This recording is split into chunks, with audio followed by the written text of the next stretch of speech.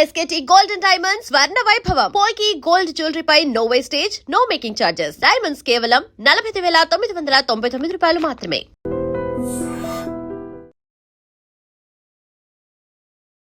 నమస్తే, welcome to I dream. ప్రస్తుతం స్టూడియోలో ఉన్నారు motivational speaker, public speaker Rajani Rama garu. మేడంతో మాట్లాడదాం. మేడం నమస్తే.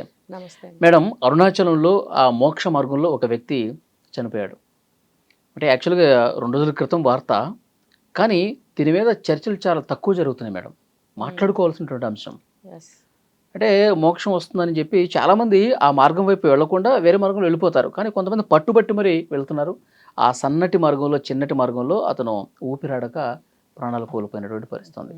అసలు ఏంటి మేడం, అక్కడ ఏమైనా పర్యవేక్షణ లోపం కనిపిస్తోందా? అరుణాచలంలో గతంలో కూడా కొన్ని వీడియోలు మనం మాట్లాడుకున్నాం.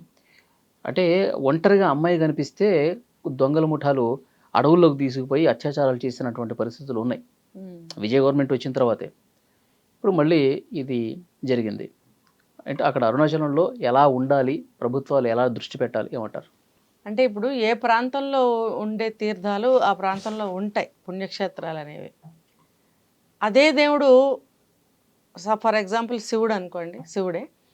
అన్ని రాష్ట్రాల్లోనూ శివుడు గుళ్ళు ఉన్నాయి. మనకు చెప్పుకుంటే శ్రీశైలం, ఇంకా ఇలాంటివి చాలా ఉన్నాయి. అలాగే వెంకటేశ్వర స్వామి గుళ్ళు, పెద్ద పెద్ద గుళ్ళే అన్నీ. మన సౌత్ స్టేట్స్ తీసుకుంటే అన్ని స్టేట్స్లోనూ చాలా ప్రముఖమైనటువంటి దేవాలయాలు ఉన్నాయి. ఉన్నప్పుడు పబ్లిసిటీ ఉంది చూసారా, ఈ పబ్లిసిటీ వల్ల జనాలకి వెర్రెక్కిపోయి అక్కడి నుంచి ఇక్కడికి రావాలి, ఇక్కడి నుంచి అక్కడికి వెళ్ళాలి. ఇప్పుడు మన దగ్గర ఉన్న గుళ్ళకి ఎక్కడి నుంచో వస్తారు, మనం ఎక్కడో ఉన్న గుళ్ళకి వెళ్తుంటాం. సరే, కొంచెం ఆట విడుపు ఉన్న దగ్గరే ఏముంటాంలే, కాస్త తిరిగి వచ్చినట్టు ఉంటుంది అనుకుని వెళ్తున్నారు. అంటే ఇటు ముక్తి, ఇటు భక్తి, ముక్తి మోక్షం అన్నీ అన్నట్టుగా వెళ్తున్నారు. ఆట విడుపు కాస్త పిల్లలతో కూడా బాగుంటుందని. అది చివరికి ఎట్లా తిరిగిందంటే వెర్రి పిచ్చిగా అయిపోయింది జనానికి. అంటే అంటే ఇప్పుడు నాకు తెలిసిన వాళ్ళే చెప్తారు, ఇప్పుడు 10 సార్లు వెళ్ళాను అరుణాచలం, ఒక 20-30 సార్లు వెళ్ళాను తిరుపతి. ఎందుకండి, అవసరమా?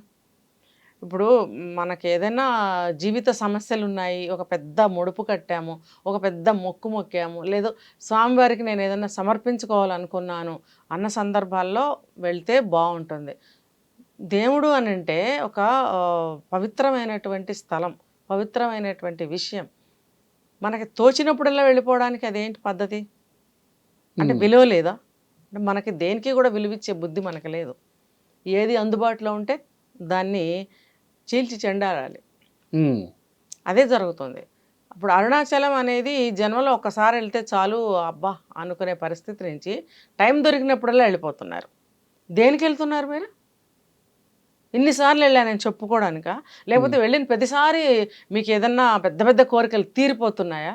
ఈ రకంగా మీరు ఎన్నిసార్లు వెళ్ళాను, అన్నిసార్లు వెళ్ళాను అని చెప్పడం వల్ల అదొక పబ్లిసిటీ. అంటే ఎక్కువ సార్లు పోవటం అనేది భక్తితో ఏం పోవట్లేదు అంటారా? నాకు ఉద్దేశం అయితే అదే. ఏంటండి భక్తి ఏంటండి? అక్కడ ఎంత భక్తి? నేను భక్తురాలనే, నేను అరుణాచలం వెళ్ళాను, నా జీవితంలో ఒకసారి వెళ్ళాను. ఇప్పుడు ఇలా కొన్ని ప్లేసులు అది ఏమంటారంటే చాలా, దాన్ని ఏమంటారు, ఒక అపురూపంగా ఉండాలి ఏదైనా సరే. ఫలానా చోట వెళ్ళొచ్చాము, ఎంత బాగుందో, అక్కడ ఎంత మనశ్శాంతి కలిగిందో, నిజంగా నాకు చాలా ప్రశాంతత కలిగింది అన్న భావనలో నుంచి నేను అన్నిసార్లు వెళ్ళాను అని చెప్పుకునే స్థితికి వచ్చేసారు. నేనైతే ఒక్కసారే వెళ్ళాను. ఇంకా చెప్పాలంటే ఏదైనా మొక్కుందా, ముడుపుందా అంటే వెళ్ళొచ్చు, తప్పులేదు. వెంకటేశ్వర స్వామికి మొక్కుకున్నాము, మనకి ఇది అయ్యింది, లేకపోతే అవ్వబోతోంది, లేకపోతే అవ్వాలి అనుకుంటే వెళ్ళండి, మొక్కుకోండి, రండి. కానీ టైం ఉన్నప్పుడల్లా వెళ్ళొస్తున్నారు కదా, అది నాకు ఎందుకో, నా వరకు నాకు దేవుణ్ణి అపవిత్రం చేయడము, లేకపోతే దేవుడిని మనము ఏమంటాము, నా భాషలో చెప్పాలంటే అంత అలుసా అంటామే, అలా అనిపిస్తుంది నాకు. ఎందుకో దేవుడి విషయంలో అలా చేయకూడదు అనిపిస్తుంది. ఒక పవిత్రంగా భావించాలి, పవిత్రంగా వెళ్ళాలి, పవిత్రంగా రావాలి. ఆ మెమరీని మనసులో పెట్టుకోవాలి, ఆ భక్తిభావాన్ని మనసులో పెట్టుకోవాలి, ఆ గౌరవాన్ని ఇవ్వాలి దేవుడికి. మళ్ళీ మనకి ఎప్పుడైనా కష్ట సమయంలో ఏదన్నా ఇదైతే మళ్ళీ వెళ్దాం, తప్పులేదు. కానీ ఇది ఫ్రీక్వెంట్గా టైం ఉన్నప్పుడల్లా వెళ్ళిపోవడం, నిజంగా భక్తి ఉంటే ప్రతిరోజు వెళ్ళొచ్చండి. ఇప్పుడు తిరుపతి నివాసులు ఉన్నారు, అక్కడ ప్రతిరోజు కింద నుంచి పైకి వెళ్ళేవాళ్ళు కూడా ఉన్నారు తెలుసా. ఎన్నో సంవత్సరాలుగా ఒక ఆయన అయితే కింద నుంచి పైకి రోజు కాలినడకన వెళ్ళేవారట. ఒక ఆయన చాలా పెద్ద వయసు, ఆయన 70+. మొన్న ఆ మధ్య ఇంటర్వ్యూ కూడా ఇచ్చారు ఆయనతోటి. అది నిజమైన భక్తి ఉన్నప్పుడు ఏ గొడవ లేకుండా, ఏ బాదరబందీ లేకుండా కాలినడకన వెళ్ళు. నువ్వు ఎవరిని డిస్టర్బ్ చేయట్లేదు, తనకి తాను కూడా డిస్టర్బ్ అవటం లేదు. నారాయణ నారాయణ అనుకుంటూ కొండెక్కుతున్నారు, దిగుతున్నారు. అలా ఎవరైనా ఉన్నారా పోనీ? ఏమో ఇప్పుడు వెళ్ళే వాళ్ళందరూ అందరినీ డిస్టర్బ్ చేసుకుంటూ చేస్తున్నారంటారు. అలా అనట్లేదు. ఒక పవిత్రమైన భావానికి దూరం అవుతున్నారు. భగవంతుడికి గౌరవించడం కూడా మర్చిపోతున్నారు. ఆట ఏమంటారంటే ఆటకాయతనంగా, ఇప్పుడు యూత్ చూసుకున్నారంటే ఆటకాయతనంగానే వెళ్తున్నారు చాలామంది. ఏదో నడిచి వెళ్దాం ఎక్సర్సైజ్గా ఉంటుందిరా అనుకుంటూ వెళ్ళేవాళ్ళు సరదాగా ఏ సినిమాకు పార్క్ వెళ్ళినంత అలా వెళ్తున్నారు. ఆ ఫీల్ వెళ్తున్నారు అంటారు. మరి భగవంతుడిని అలా కాదు చేయాల్సింది. ఇప్పుడు ఇక్కడ తీసుకుంటే అరుణాచలం కూడా 10 సార్లు 20 సార్లు వెళ్ళామని, ప్రతి సంవత్సరం వెళ్తామని, 6 నెలలకు ఒకసారి వెళ్తామని అనేవాళ్ళు కూడా ఉన్నారు. సరే, వాళ్ళ వ్యక్తిగత విషయాన్ని మనం ఎక్కువగా మాట్లాడుకోవాల్సిన అవసరం లేదు. ఇక్కడ ఏంటంటే ఆ గిరి ప్రదక్షిణ 14 కిలోమీటర్లు ఉంటుంది. ఆ దారి వెంబడి అనేకమైనటువంటి శివలింగాలు ఉంటాయి. వాయులింగము, అగ్నిలింగము, ఇట్లా రకరకాల పేర్లతోటి ఉంటాయి. అవన్నీ చూసుకుంటూ అసలైన అరుణాచలేశ్వరుని దర్శించుకుని రావటం అనేది గిరి ప్రదక్షిణ. అది చేస్తే చాలా మంచిది. తర్వాత అనుకున్నవి నెరవేరుతాయి. ఒక నమ్మకం అనేది ఖచ్చితంగా పెడతారు. కాబట్టి వెళ్తున్నారు, వస్తున్నారు. వెళ్ళే ఆ మధ్యలో చెప్తున్నారు కదా, 13వ కిలోమీటర్ దగ్గర ఒక ముక్తి మార్గం ఉంది. అందులో నుంచి దూరి బయటకు వచ్చి మళ్ళీ ఇలా వెళ్ళడం అనమాట. అది చాలా చిన్నగా ఉంటుంది. ఒక మనిషి పట్టేంత అంటే ఎంత, ఏదో ఒక పిల్లలు దూరేంత ప్లేసు, లేకపోతే బాగా సన్నగా ఉన్న వాళ్ళు దూరేంత ప్లేస్ ఉన్నప్పుడు ప్రతి ఒక్కళ్ళు వెళ్ళాల్సిన పని లేదు కదా. ఇప్పుడు అది ముక్తి మార్గం అంటున్నారు. అందులోంచి దూరి బయటకు వస్తే ముక్తి దొరికినట్ట, లేకపోతే రానట్ట, నాకు వాళ్ళ భక్తి ప్రకారం వాళ్ళు అనుకుంటారు మనం అన్నట్టు. సో ఇతను కూడా, ఒక ఆయన కూడా రాజమండ్రికి చెందిన ఆయన, అందులో నుంచి దూరి బయటకు వచ్చే క్రమంలో ఇరుక్కుపోయాడు. ఖచ్చితంగా అది ఇరుక్కుపోయే ఛాన్స్ ఉంది ఆ మోక్ష మార్గంలో.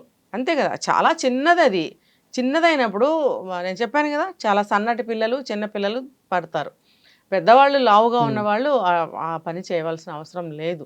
ఎందుకంటే దూరం అసలు మీరు వెళ్ళాలి, మీరు వెళ్ళకూడదు అన్న రిస్ట్రిక్షన్స్ ఏమన్నా ఉండాల్సిన అవసరం ఉందా? యాక్చువల్గా అలాంటి ప్లేసుల్లో కొంచెం సెక్యూరిటీ అనేది పెట్టాలి, పెడతారు. మరి ఇక్కడ ఎందుకు లేదనేది నాకు అర్థం కావట్లేదు. అలా ఉన్న వాళ్ళు హెచ్చరిస్తారనమాట. ఏమన్నా హెల్త్ ప్రాబ్లమ్స్ ఉన్నవాళ్ళు దూరకండి, లావుగా ఉన్నవాళ్ళు దూరకండి, ఆడవాళ్ళు, పెద్దవాళ్ళు, ముసలి వాళ్ళు దూరకండి, ఇలాంటి ప్రికాషన్స్ చెప్తూ ఉంటారు నాకు తెలిసినంత వరకు. మరి ఇక్కడ ఎందుకు లేదనేది నాకు అర్థం కావట్లేదు. ఇప్పుడు ఆయన చూస్తే పాపం దూరి బయటికి రాలేక ఇరుక్కుపోయి ప్రాణాలు కోల్పోయిన పరిస్థితి. ఊపిరాడదండి. అది ఏంటంటే బాడీని ఒత్తేస్తూ ఉంటుంది. ఒత్తేసినప్పుడు రక్త ప్రసరణ అనేది ఏమవుతుంది, పంప్ అవ్వాలి కదా హార్ట్కి. అవనప్పుడు ఏమవుతుంది, ఊపిరి ఆగిపోతుంది. సో ఆ విధంగా ఆయన పాపం చనిపోయారు. మరి ఇది ముక్తి మార్గంలో నుంచి వెళ్ళాడు కాబట్టి సంతోషించాలా, బాధపడాలా అనేది అర్థం కాని పరిస్థితి. ఏమైనా సరే ఈ మూఢనమ్మకాల వల్ల అలా అవుతుంది. అది ఏంటంటే అది కూడా ఎప్పుడు ఎందుకు దాన్ని నిర్మించారనేది ఎవరికి తెలీదు. దాన్ని కాలక్రమంలో ఇలా మలిచేస్తారు. అదొక ముక్తి మార్గము అంటే పబ్లిసిటీ, ఆ ప్రాంతానికి publicity. Not only Arunachal Pradesh, చాలా ఉన్నాయి. ఇప్పుడు వైష్ణవ దేవి ఉంది జమ్మూ కాశ్మీర్, కాట్రా దాటిన తర్వాత పైకి. అది కూడా అంతే, నాకు తెలిసి 14 కిలోమీటర్లో 15 కిలోమీటర్లో ఉంది. కాలినడకనే వెళ్ళాలి. అది కూడా గుర్రాలు ఉంటాయి, కావాలంటే వెళ్ళచ్చు. అక్కడ కూడా సగం దారికి వెళ్ళిన తర్వాత అధకువారి అని చెప్పి ఒకటి ఉంటుంది. అదైతే బండరాళ్ళు మాదిరిగా ఉంటుంది. ఒక పెద్ద బండరాళ్ళు అనమాట. దాని మధ్యలో నుంచి సన్నటి దారి. అది ఎలా ఉంటుందంటే ఇలా వంపు తిరిగి ఇలా ఉంటుంది. ఆ వంపులో నుంచి పాకుతూ దేకుతూ బయటకు రావాలి. అది కూడా అంతే, లావుగా ఉన్నవాళ్ళు ఇరుక్కున్నారంటే రాలేరు. ఇప్పుడు మనకి ఈ మధ్య యూట్యూబ్స్లో అట్లా కూడా చూపించారు. ఒక ఆవిడ రాలేకపోతే పీకి లాగి నానా అవస్థ పడ్డారు. ఆ క్రమంలో చేతులు కాళ్ళు ఊడిపోతే పరిస్థితి ఏంటి? భయంతో ఏం చేస్తారు, మనిషి బయటికి రావాలని చెప్పి ఫోర్స్గా లాగితే ఏమవుతుందండి, కండ గబుక్కును ఊడొచ్చింది, చేతులు కాళ్ళు ఊడిపోతాయి. అనవసరమైనది. ఇప్పుడు వెళ్ళండి, ఎవరు పడతారో అందులో పట్టేటట్టు ఉంటే దూరండి, వెళ్ళండి. భక్తి ఎవరు కాదండి. కానీ లావుగా ఉన్న వాళ్ళు అడ్వెంచర్ చేయాలి. బలవంతంగా వెళ్ళేటప్పుడు ఏమవుతుందో తెలుసా అలీ గారు, మెత్తగా దూరిపోతారు. ఆ శరీరం కదా ఆటోమేటిక్గా మౌల్డ్ అయిపోతుంది ఇలాగా. అది బయటకు వచ్చేటప్పటికి ఇది కింద ప్రెషర్, ఇలా వచ్చేది కిందకి ప్రెషర్ వెళ్తుంది. మళ్ళీ పైకి రావాలంటే ఆ ప్రెషర్ సరిపోదు, అక్కడ ఇరుక్కుపోతూ ఉంటారు, బయటికి రాలేరు. అది కూడా నేను చూశాను. అయితే అక్కడ కూడా అంతే, అక్కడ చాలా బందోబస్తు ఉంటుంది. అక్కడ హెల్పర్స్ ఉంటారు. చాలా బందోబస్తు ఉంటుంది. మరి అరుణాచలంలో అలా లేదేమో మరి. లేకపోబట్టి అక్కడ వదిలేసినట్టున్నారు. ఎవళ్ళు వెళ్తారు లేని అంటే వాళ్ళు. సహజ సిద్ధంగా దైవానుసారం వచ్చిందా లేదంటే మనుషులు క్రియేట్ చేసిందంటారు? అది ఇంతకుముందు మీరు అన్నారు అది. అది నిర్మాణ క్రమంలో అక్కడ ఏదైనా నిర్మాణాలు చేపట్టినప్పుడు లేకపోతే అది ఆ స్థల పురాణం నాకు కూడా అంత బాగా తెలియదు. జనరల్గా అలా ఉంటుంటాయి. ఇప్పుడు నేను అదుకువారి అని చెప్పాను. అది కొండల మధ్యన నిర్మించబడ్డ ఒక టెంపుల్. అంటే అది వెలిసిన దేవత అయినా కానీ నిర్మాణం అనేది ఒక గుడి అనేది నిర్మిస్తేనే కదా అయ్యేది. ఉమ్, ఈ అదుకువారి అనే ప్లేస్లో ఏమవుతుందంటే ఒక దీన్ని ఏమంటారు, సత్రం లాగా. అంటే అచ్చంగా చెప్పాలంటే సత్రం అంట. ఒక స్టే ప్లేస్ అది. అందరూ సగం దారికి వచ్చిన తర్వాత అక్కడ రెస్ట్ తీసుకుంటారు. నడుస్తూ ఉంటారు కదా, అక్కడ రెస్ట్ ప్లేస్ అన్నమాట. అది స్క్వేర్గా ఒక కిందంతా ఫ్లోరింగ్ మంచిగా చేస్తారు. కింద పైన కూడా స్టైర్స్ ఉంటాయి. ఇట్లా 4 పక్కల కట్టి ఉంటారు. అక్కడ దీన్ని ఉంచేశారు. నా ఐడియా, నేను అనుకోవడం చూశాను కాబట్టి నేను. అది నిర్మాణంలో ఏం చేస్తారంటే ఈ రాయిని ఇప్పుడు ఏమి చేయటానికి లేదు, దీన్ని ఇలా వదిలేద్దాము అంటే ఎప్పుడో ఎన్నో వందల సంవత్సరాల క్రితం నాడు వదిలేసిన రాయిని కాలక్రమంలో ఇది ఎందుకు ఉంచి ఉంటారు ఇక్కడ పూర్వీకులు, ఇదేమన్నా అయ్యి ఉంటుందా లాంటి గెస్సింగులతోటి సరే దీన్ని కూడా పవిత్రంగానే మనం కొలుద్దాము, మేబీ ఇది రంధ్రం ఉంది కాబట్టి ఇందులోంచి ఇలా వస్తే మనకి మంచిది అవుతుందేమో అన్న దృష్టితో ఏమైనా పెట్టుంటారా అనేది నా ఆలోచన. నిజంగా స్థల పురాణాలు ఒక్కొక్కళ్ళు ఒకలా చెప్తారు. అందులోంచి దూరి వెళ్తే మనకి మోక్షం అని చెప్పి అక్కడ కూడా చెప్తారు. ఇలా చాలా చోట్ల ఇలాంటివి ఉన్నాయి. మనకి అన్ని చూడలేకపోవచ్చు, కొన్ని అయితే మనం చూసాము. సరే ఏదైనప్పటికీ మేడం ఇట్లా ఎక్కువ భక్తి ఉన్నప్పుడు వాళ్ళు ఏదో నాకు భక్తి కావాలి, నాకు దేవుడు కరుణించాలి, మోక్షం రావాలన్న ఉద్దేశంతో బలవంతంగా కొంతమంది వెళ్తూ ఉంటారు, ప్రాణాలు పోగొట్టుకుంటూ ఉంటారు. సో ఇకనైనా ఇలాంటివి ఆపడానికి ఎలాంటి చొరవ అవసరం అంటారు? ఇప్పుడు ఎవరికి వాళ్ళకే మినిమం సెన్స్ ఉండాలండి.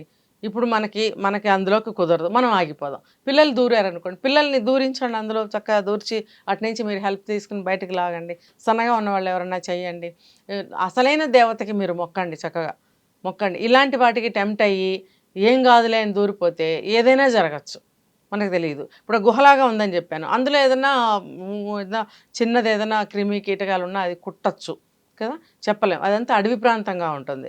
ఈ అరుణాచలం అనేది కూడా కొంచెం చుట్టూతో అడవి ప్రాంతంగానే ఉంటుంది, ఒక ఇది కాబట్టి. ఇలాంటి ప్లేసుల్లో చాలా జాగ్రత్త తీసుకోవాల్సిన అవసరం ఉంది.